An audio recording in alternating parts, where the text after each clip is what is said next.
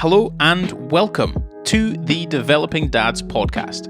I'm your host Gordon, and alongside my brother Neil, we're going to explore life as two young dads trying to figure this whole parenting thing out. Join us. Every Monday, we will aim to share our thoughts on how we raise our families, invest our time, and explore anything and everything that interests us. Take number 2 of the Developing Dads podcast. Neil, you're introducing it, not me. Go on. I'm eating my coffee and walnut. This is episode number 29. And as you can see on the YouTubes, we're in a different location. Gordon arrived last night, recorded episode number 27, and this is number 28. Neil, she got mixed up. You've screwed that already, haven't you? You know, I give Neil responsibility sometimes to do the intros, and sometimes he calls it the wrong podcast, sometimes he gets the number of the name wrong. I don't know, but this is a great start. Obviously, we're doing a great podcast. Yeah, as Neil said, we are in a slightly different location. We're in Neil's wife Rebecca's bakery, the wee vegan bakery, the Junket Cafe. It's in Dunfermline. Is it Dunfermline? Are we in Dunfermline? Town Hill, but outskirts of Dunfermline. So do check it out. For all of the 2.5 listeners that listen to our podcast, do come down, check it out, get yourself a coffee. We're currently enjoying a coffee and walnut cake. How do you think of it? You've had a couple of bites now. Well, I'm not going to lie, it's bloody delicious. Is it vegan? No, it is vegan. It is. What's vegan about it? Well, there's no butter, milk, eggs. It's made by plants. All plants, Gordon. All plants. Wow. You can grow it in the garden. To be honest, you can't grow coffee and walnut cake in the garden, Neil. That's ridiculous. I'm joking. It's very delicious. And yeah, we're drinking roasted coffee, which is roasted in a place called, I can't remember now. Anyway, it's like 10 minutes from here. Only roasted though. They don't grow the beans in Dunfermline, obviously. No, would you not? The climate's not great. Climate's not great. Well, today's podcast is, we did a previous one where Neil basically just asked me a bunch of random questions and I answered them. So now it's my turn to do that with Neil. He doesn't know what these questions are going to be. Completely blind. So they could get deep and meaningful and personal and all sorts of other wonderful questions. But I'm allowed to say, no, I'm not answering it. Should he be allowed to? I think that should be I'm not sure that's a rule. We'll see. You should answer whatever I ask you. Quite frankly, I'm your big brother. Are you trying not to eat with the microphone next to you? It's a bit awkward. Yeah. It is. I don't know how people feel about this. Are you a kind of person that likes to listen to people eat on YouTube, for example? There's like no, not particularly. No, I couldn't stand it when I'm sat with Ali, for example. Basically, he wears like a lav mic all of the time. So anytime he's eating and I've got some headphones in, all I hear is, which nobody wants that. Apart from there's a few million people on YouTube that ASMR, is it? ASMR? ASMR. I've never heard anyone call it ASMR. There's massive videos, Chinese women eating food and stuff. Yeah, there's also hamsters eating lettuce. Yeah, weird. That's quite nice though. Have you listened to hamsters eating lettuce? I have not eaten it. Oh, it's very, very good.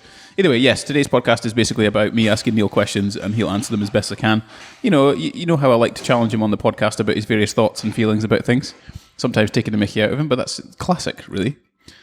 I guess let's start on one that I guess is kind of like maybe a fun one to start with, or a nice one to start with. What's one of your favourite childhood memories? Oh. Favourite childhood memories? Probably being brought up where we were brought up. So I can't remember what episode number it was, but we discussed our childhood and where we kind of were brought up and raised, and we kind of describe it as the middle of nowhere, nearest village is 20 minutes away, or near shop. 60 acres of land. And yeah, I've got really fond memories of like having pigs, having hens, and just kind of roaming free. And like I remember summer times being awesome, and like going down to the Shack and Briggy and jumping in the river, and we did the raft race from Kemney to Inverurie along the river. Yeah, it's really fond memories of just being a bit more wild than what life is now. Now I live in kind of a suburb of a city, and it's a bit more civilized, and it's a bit more civilized. There's no pigs running around. Like we were living like the Lord of the Flies. Just run. Even I had read that book. So like having bonfires, like just massive bonfires, whenever we wanted, because there's no rules. Like I couldn't do that in my garden. If you think about it, like how did we not turn into basically crazy Tarzan kids just running around setting fire to things? Yeah, I don't know. where we've actually got stable jobs and a wife and kids, and relationships.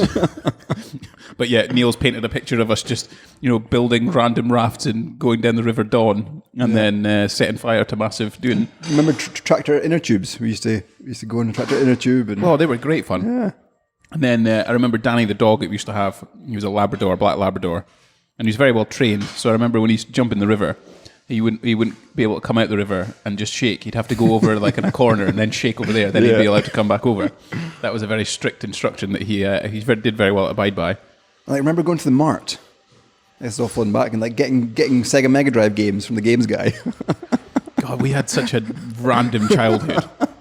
If you think about it, like most people grew up in like suburbia, I guess. Inverurie was probably the closest suburbia we had. There was, where we are right now, it's kind of like there's houses, right? And car parks and shops. People. There's people around. Yeah. Whereas, the most people we'd ever see would be at the Mart, which was basically a farmer's mart. I think it's one of the biggest in Europe. And you could buy, sheep and chickens and cows and all that kind of stuff. But then, they also did this car boot sale. Every Sunday, yeah. Every Sunday was a car boot sale. So, people would rock up and they would just sell all their crap. Yeah. And obviously we didn't find the £4 million Da Vinci portrait or whatever he would have done. But yeah, there was all sorts of things like Sega Mega Drives and roller skates. Do you remember? We got roller skates. There was this games guy, I remember him quite vividly, like dreadlocks. He was always there every Sunday at a stall inside, massive array of Game Boy games, Sega Mega Drive games. Would it surprise you if he now owns like Game Shop or something like that? He's like a multi-millionaire. I mean, it was, when we were last there, probably 5 or 6 years ago, I went, took Isla actually, she was quite young though, and the games guy was still there. No. Bald. No. How many years ago was that? I mean, sorry, I've had a mouthful and I'm absolutely shocked that I've had a mouthful of coffee. He's still around. Wow. Yeah, looks the same. But obviously now selling Xbox 360, PS5 games. Still selling Sega Mega Drive games. That would be hilarious. Oh wow. Same place, like same area inside Wild. Anyway. Wow. So yeah, fond memories just like growing up in a different life than I'm now. Now we're kind of going through. We've kind of obviously stimulated a little bit in terms of what were your favorite memory. Is there any like particular one that really stands out that says, "Oh, that was a time or a day or a thing that I was like, that's incredible." An individual moment. I don't know if this comes to mind because we've got a really good photo of it, but when we made that massive snowman. Oh yeah, that was pretty cool. Like we used to get snow drifts, like I don't know, 6 foot tall, taller than us, as kids. And one day Gordon and I made a massive snowman. There's a photo of Gordon sitting on the head of the snowman, and then me at the bottom, and it's probably like double my height and quadruple my width, massive. So yeah, probably that kind of springs to mind. Yeah, because you kind of had to, because at Friends at that time we were up the road. Yeah. So they were, and they were spread across ages as well. It's not like many kids were the same age as you. So I guess you kind of, as brothers, that's who you play with, isn't it? When you live in the middle of nowhere and you can't really get access to anything because you're snowed in with a 6 or 7 foot drift. Yeah, even trying to get up the road to other friends is a mission. So yeah, because it was still like you got £1 from mum if you managed to cycle all the way to the top of the hill. That's how big the hill was. Yeah, when you're like a 6-year-old on a bike, it was a bit of a challenge. All right, that's a good start. It's a good start to the questions, I guess. Let's move it along a little bit. Is there anything you wish you'd told me, but you were too scared to? Wow. I mean, that's going down the deep, dark secrets of things. It could be. You can answer it any how you like, Neil. You could be like, no, there wasn't anything. I was so honest and open with you about everything. I don't know if because my head's in the kind of childhood thing, but there was this, I don't know if you remember this, but there was this time where we had a glass greenhouse, and I remember you smashed the windows of it, but I got the blame. That still boils my blood to this day. 15, no, more than 15, probably. What? 20 years on. So 25 years on. What happened? So yeah, we had a greenhouse, and you were throwing stones at it.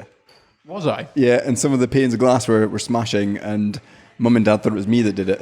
And I got my a wooden spoon, I think it was. And that still boils my blood that Mum, Dad, if you're listening, I did not break your greenhouse windows. Do you remember that? Maybe I didn't do it, Neil. Maybe you're just trying to record this podcast and blame me for something I didn't do. And there's another moment. So the question was something I'm annoyed at you, or what was the question again? The question was exactly. Well, I'll just open my notes. The question was: is there anything you would? What was my question? This is great. Anything you wish you'd told me, but you were too scared to? Which I guess is like you're suggesting that, I lied to mum and dad about who broke the greenhouse. That's not really telling me something, I guess. Yeah. Something I told you that I was scared to tell you. Maybe that there's a period in my life where I moved to Orkney. Don't know if you knew that. I had a suspicion. I know there was something going on, and I don't know how deep you want to get into it, but I know there's something going on about it.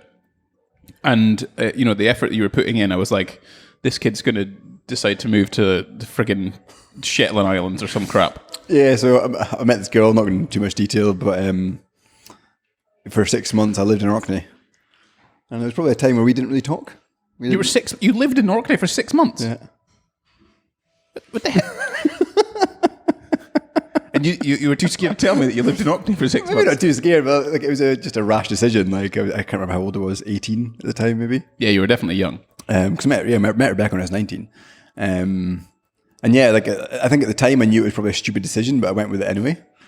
And I probably, didn't share it. Why didn't you want to share it with me? What stopped you? Well, just because I kind of realised, or I knew what your opinion would be.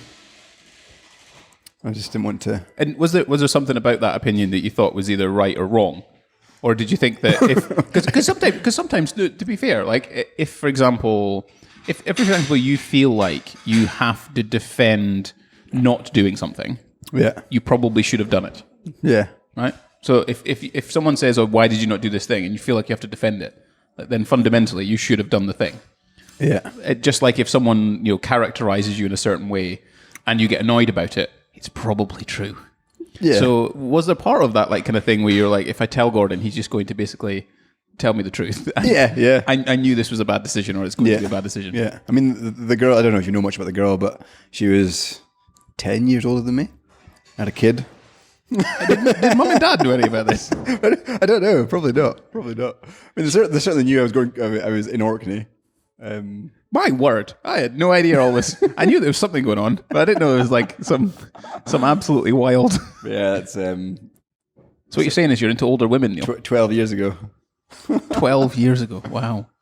So then, what was going through your mind? Were you just like, I'm just going to ignore it and just do what I want? Yeah, I think I wasted so going back, I had quite a lot of money in my bank because I used to work as a waiter and saved up, and I just basically not wasted it, but I spent a lot of money living there for 6 months and didn't have a job.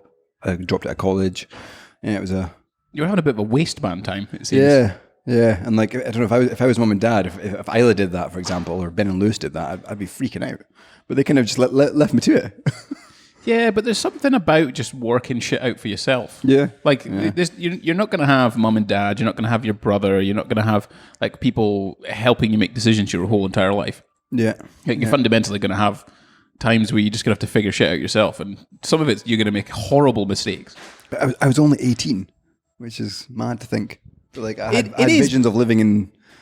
It is, but you have the scope of hindsight now, I guess, don't you? You've got the ability to look back and think, God, that was a dumb decision because I've got all this experience now. I know, imagine what would have happened. But then something about it, clearly, because you didn't want to tell me, you knew it wasn't the best decision. You were just kind of rolling with it. Yeah. And deep down, I knew it wasn't going to be sustainable. And I remember when we broke up, I came back home for a period of time, and this was after kind of 6 months. And I got a few shifts in Thainson House Hotel because I needed some more money, and it was a kind of a ad hoc workplace. And I remember getting a text. I can't remember who initiated it. I think she maybe did. And it was I just think we should call it quits, call it an end. Good. I'm glad. Yeah. My brother. If you'd said I'm moving to, or if you'd actually told me you were moving to Orkney, I'd have locked you in a cupboard. I know. I'm at 18. But then I guess some part of me would have just been like, yeah, all right, go for it. But then, all sorts of other decisions could have happened off the back of it, which I don't know. Like, sometimes I do wonder is, sure, there's probably things and choices that I've made throughout my life that ultimately weren't the best, but could have turned out way worse. And I'm here and I'm happy and I'm very lucky that I'm in that position. Yeah. But then maybe I would have found happiness in that. You just don't know, do you? Yeah, no. I mean, a 10-year age gap's pretty heavy, and the kid was like 6-year-old, 5-year-old. God, yeah. So you'd have had a 40-year-old wife if if you'd stayed up north. Yeah. Your accent would have changed. And the kid would have been a teenager. And wow. What a life you would have lived up in Orkney. Crazy. Yeah. Man. Okay, well, that's interesting. Never thought that would have come out. I guess there's something I've been thinking about recently, certainly, where you get into like a motion of just doing, okay? So you just do the thing and you don't actually sit down and go like, what do I want? Like, what's the thing that I want from what I'm doing or where I'm going? If for example, you won the lottery, right? And you should answer this honestly, because I don't expect like any of your colleagues to answer this in any other way either. But if you won the lottery, what would you still work at the job that you're doing? Yeah. And if you did, then how would you change it? But if you didn't, what would be your dream? Like, what would be if you were to go 3 years or 10 years in the future and you were to block out your calendar for the day or the week, what would you be doing? Yeah, I like the question, and I've heard Ali answer that before. So I'll start off with the lottery one, because I think there's two questions there. There's what would I do in the next 3 to 4 years, and what would I do if I won the lottery. If I won the lottery, it'd have to be a substantial amount of money to quit my job. It's like, I mean, okay, so it's enough money for you to literally do whatever you want. Yeah, like, okay. Anything. So I'd probably quit my job and buy a holiday home somewhere and have a place where I can kind of, I still encourage Isla to go to school and all that kind of stuff, and I still like the way we live. We've got nice friends we're kind of growing with, and Isla's got really good friends, so I'd stay here, but I'd also have a holiday home somewhere I could go to the weekends. I'd buy my Bentley. I've always wanted a Bentley. That's it. That's all you've thought about. Because there's part of like a job basically makes you wake up. Yeah. So you have responsibilities. That'd be my first year of doing that, and just like taking a year out. And then I would look at, I'm not quite there yet in terms of advising, in terms of a company, but I'd look for a startup. So I've still got that itch that didn't really materialize with Shark Tower, that I want to be part of a startup that kind of becomes a bit of a unicorn and grows. And yeah, I'd want to either support that with my money I've got or work at that. So then you'd basically just work as an entrepreneur, I guess, or an investor. Yeah, maybe, I don't know, some kind of chief on the board of a young startup. So could you break that down even more into the day? Like, what time are you waking up? Okay. What are the first things you're doing? What are the second things you're doing? So I'd still maintain my routine, like my running at 5 a.m. So you get up 5 a.m. Go for a run. Cool. 10K. Anywhere particular? Round a loch. There's a loch just down here. Nice. So I can run to the loch, round it, back home. Nice. What playlist is going on then? Oh, it'd be a podcast or an audiobook probably. Sweet. Cool. And I'd come home, kids would just be waking up, I'd be getting out of the shower, they'd be getting their clothes on, have a family breakfast together, take them to school, and then start my day job, and maybe try and do like 3 or 4 hours of solid work, and that'd be it for the day. And so 3 or 4 hours of solid work. Does that involve any meetings? Probably. All right. Because you have to, or because you want to? Because I want to, yeah. Okay. I'm quite a social person. And then I'd like to pick my boys up at the nursery, so they finish at quarter to 1. And spend the afternoon with the boys, get Isla at 3 o'clock. Yeah, so the morning would be work, and then the afternoon would be family time, and then I'd repeat. And then weekends I'd go off to my holiday home somewhere in Scotland. So you'd work 5 days a week? Yeah, probably. Maybe not. No, sorry, maybe not 5. I'd probably go to 4 or 3. And then, how many holidays that year? How many holidays would you have that year? Oh, So we've done day, we've done week, and then I'd probably take an extended maybe month and a half during summer holidays when the kids are off school, because I've got to go around the school term now. And I'd travel. So I'd block out that 6 weeks of just traveling the world. So what is stopping you doing that beyond the obvious of money? Money. Right, literally money. Yeah. There's no way I could take 6 months off or 6 weeks off. And I mean, this is new to colleagues probably don't listen to this, but there's rumors that my work are going down an unlimited holiday policy. Yeah, the unlimited holiday policy is quite interesting. It is. Because I've got one. Yeah. So at our business, we can take out as much holiday as we want. And actually what happens is people take less holiday. So there's going to be a minimum? Well, you have to because it's a legal requirement, Neil. Yeah. But it's still, at the end of the day, you're still like, unlimited holiday seems great, but I think in practice, I'm not sure. Yeah, no, I agree, because in our business in Shark Tower, there's a customer side, so people are on customer site full time. And then there's my side where I'm kind of flexible. And people that are on site full time, them trying to get holidays, unlimited holidays, it's going to be hard. It's not going to be possible. Because the thing is as well, because the business as a whole does this thing, but lots of different entities then serve into that thing. Yeah. And each one has its own requirements and its own kind of little tweaks and twerks and whatever it'll be. So, okay, so your ideal week is effectively 3 days a week, working at a startup, being in an advisory position, getting up, doing your 5 a.m. run, looking after the kids, taking them to school. It's pretty wholesome. Yeah. So how do you think you're working towards that now? Like, what things are you doing to try and manifest that? Playing lottery every day. No, I don't. Don't know, I think, and this kind of comes down to my objective for working at Shark Tower wasn't necessarily to make money, but that was a kind of a sideline that in my back of my head, like, this could pay off and this could do well if in 3 or 4 years' time the valuation was higher and that kind of thing. So I've still got that itch to maybe keep itching. Whether I do that this year, probably not. And that's not because my bosses work. Like, I've got quite a open relationship with my boss, but yeah, maybe in the next year or two, when things at the bakery are maybe a bit more sustainable and there's a second income, I'd maybe go down the route of another startup. And that's kind of my avenue to hopefully some kind of payoff. Fair enough. Because that's it. A lot of people are curtailed or held back ultimately by income, right? Yeah. If you take that away, then fundamentally you can do whatever you like, and you can sit and go, yeah, you can manage your outgoings and all that kind of stuff, but try having a kid. Yeah. Like we talked about it in the last podcast, like £1,000 a month on childcare. Like my mortgage is only a little bit more than that. Yeah, like, and even like buying new school shoes at the end of term and stuff like that, the £30 a pair, 3 children, it adds up. Yeah, you've just spent £100. Yeah. That's a night out in Aberdeen in the Foundry. Yeah, for a few pints and your mates. I know. But anyway, okay, that sounds interesting, and I think I'll push and prod you that more the more we do this, because how are you trying to get to that point? And I'll probably still record this podcast. You would? Yeah. Oh, that sounds nice. And come to think of it, I know these are questions for you, but come to think of it, it is something I'd still do. And I think what I would do is, sorry, I'm hijacking it a little bit. These are your questions. Right. But I feel like, I think Mum's trying to get hold of us because she wants to have a coffee. We're doing a podcast, though, we? Yeah, I know. Right. She can wait.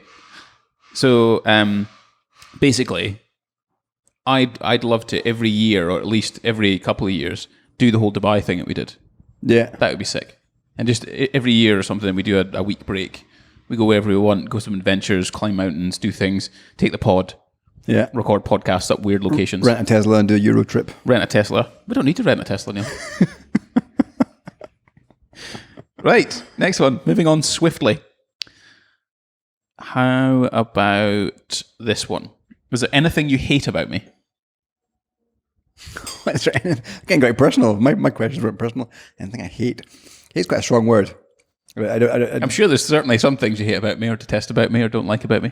Yeah, but I don't think there's anything I hate, but maybe dislike.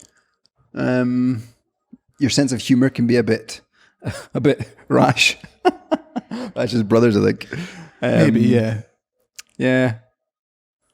What else? So my sense of humor, so sometimes I cross the line. Yeah. Does it make you feel uncomfortable? Yeah. Why does it make you feel uncomfortable? Don't know. I'm quite a self-conscious person. Oh, yeah? So sometimes when I poke holes in things or poke at you, it goes a bit far. Yeah.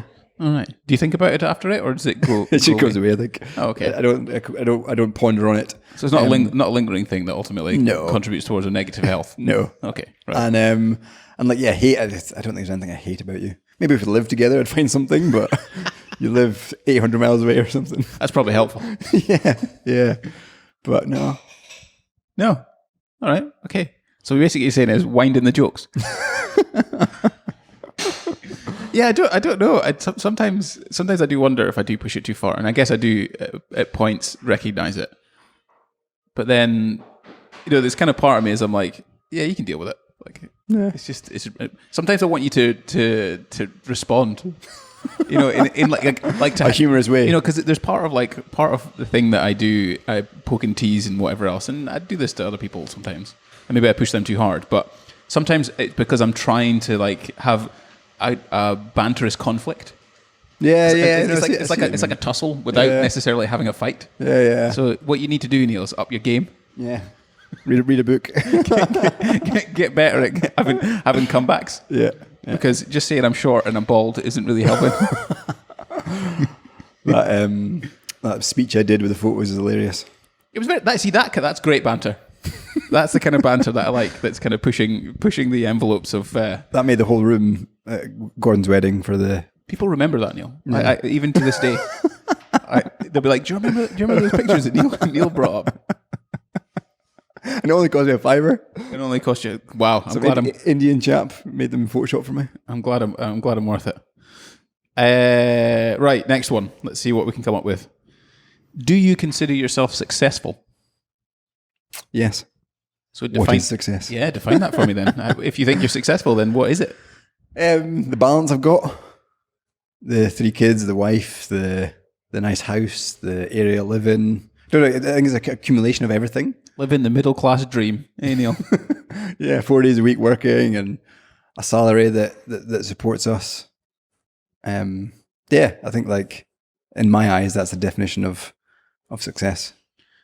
Just accumulation of loads of different stuff. Do you fear that, with this sense of success and then that definition of success, that if your house was taken away from you, would I be unsuccessful? Yeah, if your wage or your job was taken away from you and your satisfaction at work, because you're obviously that's defining your success, right? Yeah, so I think the work thing's quite a big thing. If I had a job or my job turned into something I didn't like and I disliked going to, I would maybe portray that as unsuccessful, and I would try and resolve it. Because you had that in the last podcast where you talked about you went for a job and didn't get it. Yeah.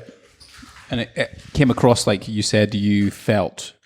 It came across as though you'd failed. Yeah. And it was maybe one of the first times that you'd actually failed at something that you actually really wanted. Yeah. So, is there anything else that you could use as a definition of success? I suppose you kind of put it that way when you said you had a feeling. You feel successful because of the fact that you've accumulated. I've got all this things. all this stuff 3 lovely kids, lovely wife, a job that supports me, flexible, 4 days a week. I've taken Wednesday off at short notice because you're here.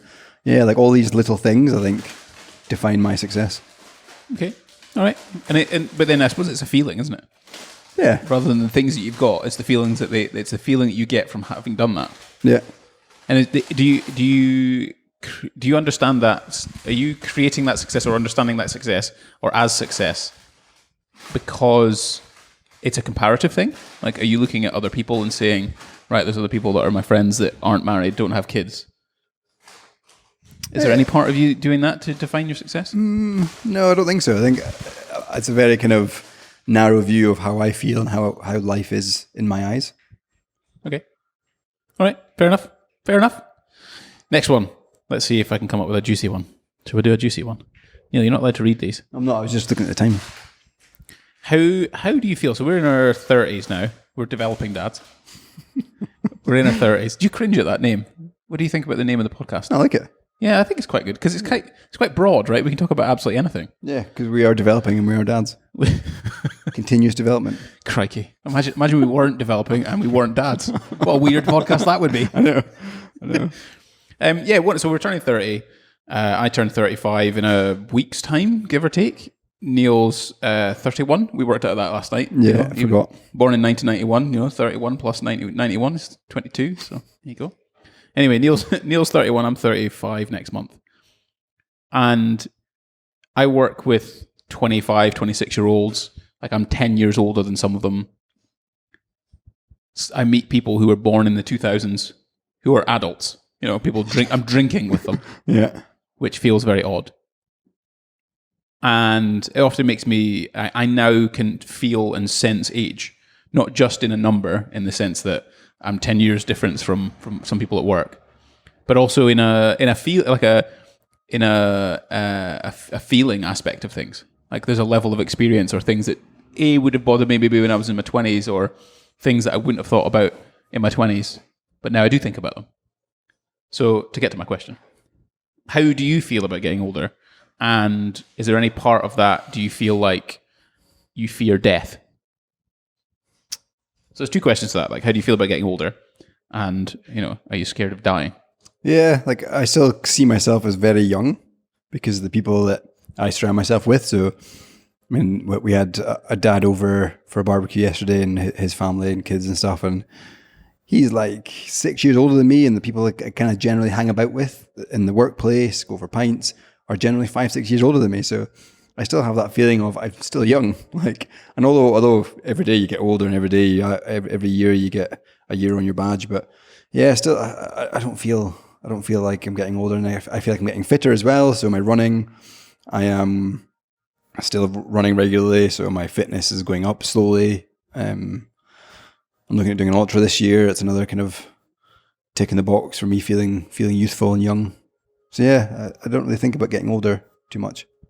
I guess because your benchmark is kind of like 40-year-old managers at work. So you just look at them and go, yeah, I'm still really young. So your benchmark's a little bit different. But do you and are you essentially talking about when you do your healthy stuff?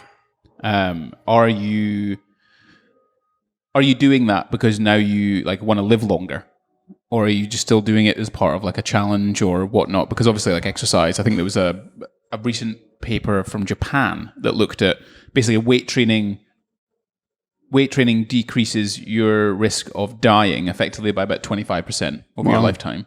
And if you add on cardio, it's 40%. Wow. So almost doubles the effect. So do you think about that kind of thing? Like, are you now more health conscious than you've ever been? Are you? Yeah. There's definitely an aspect of that. I want to be healthy for the grandkids, as I mentioned before. And I think the ultra I'm planning on doing this year is probably going to be at my ceiling, because there's been research done where they look at kind of athlete or ultra athletes that are doing 100-mile races and stuff, and it's not healthy. Like some of them have got scars in their lungs and their heart because they've pushed themselves so hard. And I think there's definitely that ceiling of I'm doing it to be healthy. So after this ultra, I'm probably going to tail it down a little bit and just do 3 or 4 shorter runs a week and just maintain that kind of level of healthy. And I still do my kind of body weight workouts and stuff. But yeah, there's definitely an aspect of and feeling youthful as well. So I know that I can keep up with a 21-year-old. It feels pretty good. Yeah, I don't think health. I think health only really declines maybe after probably the age of about 45, 50, when you are getting older, and you can't necessarily compete with a whippersnapper of a 20-year-old. Yeah. But I think about it, and I don't know if you do, but I think about when Olivia maybe has babies, or maybe when Isla has babies. I'm like, I want to be so robust that I can just climb trees with them and not be like a massive burden on the family. Yeah. Because if I don't exercise, I don't exercise regularly, I'm more likely to die younger. Yeah. Yeah. Just flat out. And I take kind of inspiration from my father-in-law, because I can't remember what age he is, but he's past his 60s, that's for sure. And maybe he's mid-60s. He's still climbing mountains and going for runs, swims most days. And he's the spitting image of what I want to be as a pensioner, and he's running about with the kids and he's loving it. Yeah, no, I agree. It's and it's such an easy thing. It's not really that hard a thing to do. Maybe I'm just being judgmental on that. But even anybody can go for a 5K. Well, kind of. Well, they can walk or go for a half an hour walk. They can take health as a priority. Yes. Here's us sat here eating coffee walnut cake. How much calories is that? 700 and something at least. All right, so not too fussed about dying. No, I shared that in the biggest fears thing, that I'm not fearful of dying, and I regularly, and this is kind of quite stoic of me. I think about death, and I think about that kind of the end and what I'm leaving the kids, and yeah. That's what you think about. I'm pretty comfortable Sorry, what I'm doing is I'm in the middle of messaging Mum at the same time as doing a podcast. Just in case she gets angry. Yeah, I'm trying to keep it sweet. So if you keep talking about death, that would be. Yeah. So, and I think it's quite a good thing to learn from Stoicism and the Roman emperors is that one day we are going to come to an end. It could be tomorrow. It could be next week. It could be 20 years time. And thinking about that, I think, is quite healthy and quite, yeah. Sorry, this is really. We've had another unprofessional podcast here. You know, you wouldn't expect this to be happening on like Joe Rogan's. Episode number 28. 29 now, aren't we? 29. Yeah. We're almost at 30 episodes. How mental is that? All right, I'll let you know when we leave. Let me have a look here. Do they accept card in the Wee Vegan Bakery? Because I don't have any cash on me. We're not paying this. We're not paying for this. No. Oh, is that the benefits of having a wife with a cafe? Oh, I should probably pay for it, Neil. You can pay for it if you want. I'll pay for it. It's all right. They do take card. Right, fine, excellent. Amex, get my points. I don't know. Oh, we'll see. Okay, next one.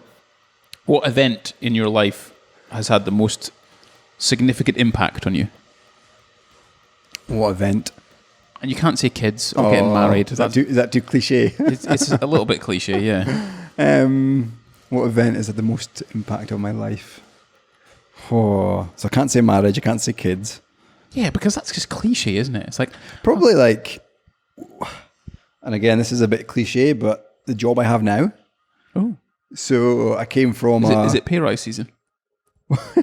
Should be. Should be. With the rising cost of fuel, 9% inflation. Come on. Yeah, so my work-life balance is the best I've ever had. I came from the hotel industry where I worked crazy hours. I went into IT, worked crazy hours, went into management, worked crazy hours. And I was doing like 60, 70 hours a week, 6-7 days a week. It was mad. And now I've got that balance of 35 hours a week over 4 days. I get a day off and it's awesome. So yeah, I think that's probably the biggest. So the fact that your work's a bit more flexible is like one of the biggest things that it's contributed to you. Yeah, because now I can take the kids to school every day. I can pick them up every day. And I work from home and I get occasional travel to London, which is nice, but yeah. Good. Is that a significant impact? I guess it could be. Yeah, I mean, work's like, I don't know what the percent of your life is work, but probably a very high percentage. So to be fair, we have found out that one of the worst decisions that you could have made was move to Orkney. So we've now had a significant one that's had a positive impact, I guess. Yeah. Which is good. Moving to a startup, which then got acquired. So there's that safety net. And anything else you can think of that has had a significant impact? You know, is there anything outside of like work, for example? You know, maybe moving somewhere or doing something or making a choice on something or traveling somewhere or moving down here ticks the boxes. Running, like my motivation to run and keep healthy has probably had a big impact. It must have had a huge impact because running must have been something that you were able to. Well, it was easy access, right? You could basically do it anywhere. Yeah. You got some time on your own. Again, like the last podcast, the one we spoke to, it's quite fresh in my memory still because it was yesterday. It ultimately contributed towards you getting some time on your own. Yeah, yeah. Which, you know, I'm such a strong believer. I'm very much a big believer in the fact that you bring your own happiness to a relationship rather than the relationship itself making happy, and that's with your kids and stuff. So having that freedom to go out and manifest that happiness in your running. Yeah. And like the fact that if a friend wants to go and climb a mountain tomorrow, like probably could. If a friend wants to go for a run, I probably could. Or the kids are wanting to, just go for a run or go to the park. I'm generally fit and healthy to do that. Yeah, which is kind of helpful, right? You've got a good foundation. Excellent. Okay. What's next? Where can we see? What else have I got? Which of us is more likely? Which one of us is more likely to end up in jail? And why? And why? Oh, I don't know. I could just say you, but I'm trying to think of a clever reason of why. You just flat are like, just blanket statement. Gordon's more likely to go to jail. Yeah, don't know. We're both pretty civilized and both pretty professional. Are we?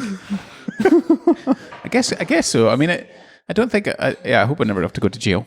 I mean, I think something like, I don't know, a freak accident, like you're driving along and the kid runs out the door and stuff like that would be pretty scary.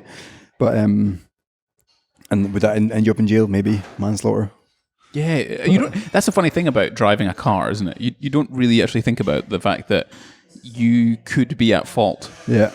Like you really could be at fault of, and go to jail for manslaughter as well, which is a decade term sometimes. Yeah. For somebody running out in front of you. Because you didn't stop it. You weren't regarded as stopping in time or paying attention or doing anything. And we've all been distracted by our phone at some point or kids whatever in the else. Back Kids in the back. Yeah, we like driving with kids. That's insane. Oh, I know. I know. They have adverts about mobile phones. They should have They should have adverts about having kids in the back.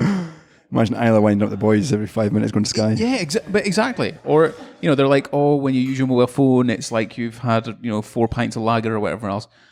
You've got 3 kids in the back. That must be like driving with 12 pints of lager in your system. Yeah. So yeah, it'd be probably like a freak accident of some sort that would end up in jail. Yeah, it's a pretty crap question. I've just realised that. Next one would be anything mum and dad don't know about to this day. Orkney was maybe one of them. They didn't know either. Yeah, I don't think so. I think you were living a double life, Neil. Did you have different clothes and stuff? Different name.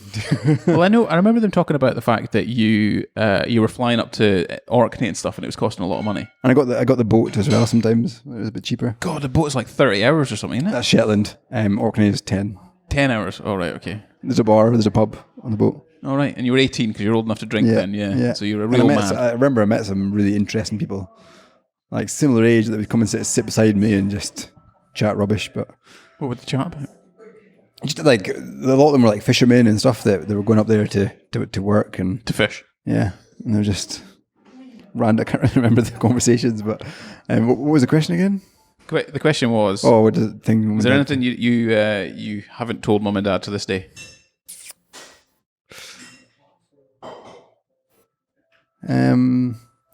There's probably like little white lies or something, but I can't think of anything like massive. I mean, the Orkney thing's pretty massive. But why didn't they move down to? Why didn't that person move down to Aberdeen? She had family up and a daughter going to school up in Orkney. You had a family down here, Neil. How did you meet? I was up when because you got Ray's an Orkney boy. Yeah, so Ray's my Orkney friend. That's him, and it was his his stepsister. Yeah, wild. What a wild little story. And we were at a New Year's party and met there. Wow, Neil, you're mental. Well, but yeah, I can't think of anything. No, just the fact that you were going to run away from the family up to see a woman that was 10 years older than you. Yeah, outrageous. Oh well, Neil, I'm glad you didn't do it. Not gonna lie. Right, I think I'll make this the last question, just because I think we've run through all of the questions that I've researched. But how do you think those questions went? Do you think they were all right? No, I think they were good. I like them. Oh, it's good. Some quite deep ones, some quite mix bombshells that you found out now about me. I have found out some bombshells. Are you sure you don't have a kid in Orkney? Bloody hope not. God, that would have been a bit of a change, wouldn't it? I'd have just been like, what?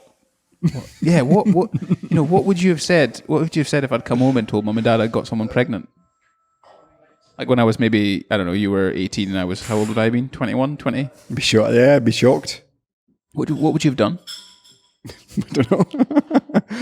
Not much you could have done. Yeah, really, just I probably wouldn't have been that supportive because I didn't really know what it was like to have a kid. I was quite young, naive, probably. Yeah, that'd have been wild if you come back and gone, oh, I've got a kid on the way, man. Yeah, I know what Mum would have said. Mum would have just been like, I'm so disappointed. What have you done with your life? Yeah. Wait, what's going to happen? That's what my mum sounds like. So, last question. We'll wrap it up from that one. Is, what is the question?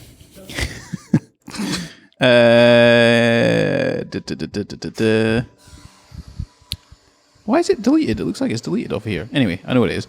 Yeah, here it is. What do you want written on your gravestone? Would you have a gravestone? Yeah. Okay, so you're going to get buried. When you die, you want to be buried? Yeah. Right. And I also want a plaque on top of a mountain. Get a grip. Yeah. Do you want the mountain named after you as well? Because I was on a walk with Graham, it was like a few months ago now, and we saw like in the stone there was just like metal plaque a credit card size with a bit of a message about somebody who passed away who loved climbing mountains. I quite like that. Which mountain you want me to put your plaque on for you? Ben Nevis. Because obviously you're going to die first, not me. Graham knows Ben Nevis. You want me to climb Ben Nevis and stick a plaque on top of it? Is that not vandalism? Yeah, nobody's going to take it off. Somebody might. I might just take it off. Yeah, so what would I want on my grave? Yeah, what would you want written on your gravestone? Inspirational, legend, productive. Wow. And underneath it, massive see you next Tuesday. Someone's just like carved it in. Just like the usual, like loving father, loving wife. Loving wife. You're both getting Loving buried in husband. there. So loving father, loving husband. Yeah. And how are you living by that mantra? Loving every day. I'm just a lover. But also, like the question could go a bit further in terms of like, what have I set up if I did die tomorrow? I'm like, this podcast is one of them, so it's like a journal for the kids to listen back if I'm not here. But also, like, I find my bookshelf is like a good leave behind with the books I've read and the books that I want them to read. Like that kind of thing I think about. That's very deep for you, Neil. I didn't expect that one. Yeah. The bookshelf is all the books that I've read and what I want my children to read. Yeah. So if you're reading through a book and it's first 10 pages and it's not something that's kind of grabbing you, It's not on the bookshelf. You're now putting it down. Yeah. Burn it. And like I've got a handwritten journal that I've got. It's got some like life lessons that I've learned and all that kind of stuff. It's on the bookshelf. So I'm like, yeah. Interesting. Because tomorrow that could be it. Yeah, and that's kind of like this podcasty aspect of things is exactly that, because it's a journal, I guess, of our experience developing dads. Yeah, and I always think like if our grandparents had something like this, or like Rebecca's grandparents, like Granny Linda and stuff, that'd be sick. Isla would love to listen back. Yeah. And she's going to have a lot to listen to if she's up to episode 29. She's done well. But it is funny like that, isn't it? You know, if you think that ultimately it is just like it's like a memoir or something, or a biography, I guess, of our thoughts and feelings. Because not only am I learning the fact that you almost moved to Orkney, now Isla's like, Daddy, I almost didn't become alive because you moved to Orkney. Yeah. True. Did she listen to the podcast, or has she ever? Yeah, she's gonna listen to the words. Like she's like, who's that speaking? She recognizes their voices, but not deeply and intently. Fair. So loving father, loving husband. But I think anything else? Advice to the pod listeners is like, think of that step further. Like not what's on the gravestone, but what you're leaving behind. Like, okay, fair. You could think about insurance or savings, but I think about things that might give value to them, like books, like a journal, like an example. An example of a book or a journal? No, just you being an example. Yeah. You know, it's quite easy to be like, oh, what would have Dad done in this situation? Well, exactly. And like, if I pass away tomorrow, when Isla turns 17, I want to be there, obviously, to guide her through life and give her my stoicism and all that kind of stuff. Give her my stoicism. What the fuck is it with you and stoicism? But if I pass away tomorrow, that could just end. But then I've got this journal that's got some thoughts and things. I've got this that's got some thoughts and things of how I live my life, and that helps. I think that helps you not worry about dying, doesn't it? Yeah, because I'm prepared. Yeah, you're like, I've left a legacy or something behind that people can remember me by. I've always got this weird feeling, and I've only told one person this, and I'm about to tell the whole world. Yeah, the 2.5 listeners. And that one person was Ryan Bonner. What did you tell him? So it was on the night of your wedding. Ryan Bonner, of all people. We were sitting in. By the way, for the context of who this man is and why I'm kind of shocked, because I think this is a quite important part of the story. Ryan Bonner is an old school friend of mine. I've known him for 20 years, something like that, Neil. Probably. He's a bit of a nomad. 20 years, maybe 23 years, something like that, right? And this is the type of person that Ryan is. Okay, so I'm a personal trainer at this time. I'm maybe late 20s, probably like 26, 27, something like that. Yeah. I think I was with Laura, so maybe 27, 28. Anyway, I'm finishing up late. No, 3 months earlier to this, I get a message from Ryan. Ryan's currently in Australia. He's traveling. He's in Southeast Asia now, I think, maybe. He messages me. He says, Gordon, I'm going to be in London. You fancy meeting up in maybe 3 or 6 months' time or something? I was like, yeah, that sounds great. Just let me know. Okay. Fast forward 3 or 6 months, whatever it is.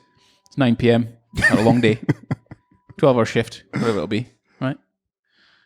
I opened the door. Coming out of work. Open the door to come out of work. Shut the door behind me. I look to my right. Here's Ryan Bonner. He's got a leather jacket on. And he's got a backpack and a plastic bag. Bearing in mind, he's been travelling for nearly a year. And he's like, all right, mate. I'm like, Ryan, wait, where did you come from? He's like, oh, yeah, I messaged you. It's like, you did message me, yes. 3 months ago. So that's who Ryan is. So anyway, Neil struck up a conversation. He's the only person in the world that knows this. Go. So I'll explain where we were. So it was the night before your wedding. Can't remember where we stayed. The Cliveden. That was quite a place to stay. It was. And it was just me and him left, last people at night. And so he was the one that spent 700 quid on the barbell. I can't remember. But yeah, we were the last one. It was like 1, 2 in the morning. And I was like I'm satisfied with, so if I was to get a terminal illness or die, I'm satisfied with what I've done so far. Like I've got 3 kids, I've got a house, I've got insurance. So if I die, the house is paid off. Like I've done everything quite young, so I've got that feeling that I don't know how far I believe this, but sometimes I think like everyone's life story is written already, like you're just going through the motions of it. And I find that I feel that I'm probably, but might pass away at a young age because I've done so much. Are you waiting for something terrible to happen? Is what you're saying? Yeah. Yeah, I've said that before. Because like I've achieved so much in such a short space of time. I'm only 31. Like, why have I done all that? Is it because the funny thing is, if you get the opportunity to meet some of the people that I've been lucky to meet through Ali's podcast and all that kind of stuff, you'd be like, the things that I've achieved are so insignificant at the age that I'm at that I've got so much more to give. Do you know what I mean? Yeah. There's a guy called Will McCaskill who is Scottish. He basically kind of partly coined, I don't think he was the founder of it, but something called effective altruism, which basically to some degree looks at charities and says like, how are they spending their money and is it actually saving lives? Where a lot of charities actually don't do that. There's only a few that are really, really effective in terms of what they're doing, like malaria tablets or nets and things cost only like £1, but they save millions of people's lives, that kind of stuff. Anyway, he's like the youngest associate professor at Oxford University. Wow. Ever. He's talked at MIT, he's talked at Google like 10 years ago. And he's still in his 20s. Do you know what I mean? So you're kind of like, I get that and I do understand it. And I definitely get that sense of feeling. I'm kind of waiting for something to happen. But at the same time, you meet these types of people and you think, shit, I've got a long way to go. Yeah. I've got a lot to give. Yeah. Like I've not hit my peak or anywhere close to it. And I don't think anyone ever hits their peak. No, I think you're always trying to strive, especially our mindset, you all kind of strive, but I think it'd be comfortable if something happened because... Yeah, no, I'm okay with that because I've not just let life... You've not wasted your life. Yeah, you've not just let life pass you by, I guess. Yeah. I'm curious about the fact that you want to get buried. I haven't really given it much thought. Oh, right, I don't know. I have given it quite a little bit of thought. Yeah. You're going to get burned? Yeah. Ashes? No, none of that. No. Just give me to some students, cut me up. Oh, okay. Take my body. Give people my liver, I don't know. Do whatever you want. Don't care. I'm not interested in lying in the ground rotting. I'm also not interested in getting burned alive when I could potentially save someone else's life. You wouldn't be alive. Well, no, I wouldn't be alive. But fundamentally, if a doctor or a junior doctor can learn how to, I don't know, save, like how to handle someone or inject something properly, and it was my body they used to be able to do that, that then saved a bunch of kids' lives or whatever else. Yeah. I'm good. Like, test me out. Yeah. All right. I think we should probably end it on that podcast. I think that was a good episode. And if you're watching on the YouTubes, hopefully the videos work this time because yesterday was a bit weird. We're in a lovely location and thanks for listening. Check us out on YouTube, Developing Dads. Check us out on Instagram, Developing Dads. And until next time, goodbye. Lovely. Thanks for the cake from the Wee Vegan Bakery in Dunfermline, outskirts Town Hill. Just Google it. Please come and check it out. This is our first ever podcast. Wee Vegan Bakery. Wee Vegan Bakery. Lovely. All right, Neil. Goodbye. Cheers.